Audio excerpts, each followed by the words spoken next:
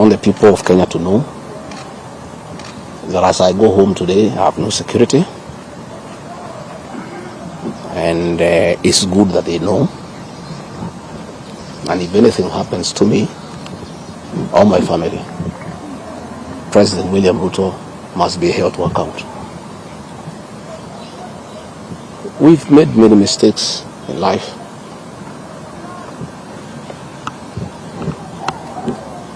And we keep on learning. I trusted President William Ruto. The people of the region where I come from, the Mount Kenya region, trusted him. In fact, as we were preparing to go to office, nobody else trusted him. Musalia Mudavadi demanded that they must sign an MOU with him, which they did. Moses Wetangula demanded that they must sign an MOU with him, which they did. Amason Kingi demanded the same. Alfred Mutua, everybody else. I'm the only man who trusted him. Verbally, because we are Christians, we used to go to church together. And as a Christian, I believed a fellow Christian that he would never betray me or my people. For the last 1 year, it's been very difficult for me.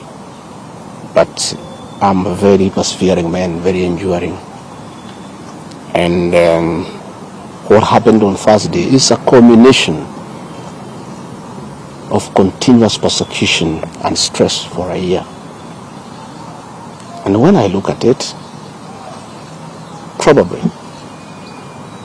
it is history repeating itself. That President William Ruto wanted to take me the route President Daniel Arap Moi took Kenneth Matiba. He pushed Matiba up to getting a stroke and eventually dying. When I look to what the president is doing to me, especially now when I'm in hospital, crippling me, treating me like an animal, I think he wanted to take me the Matiba route.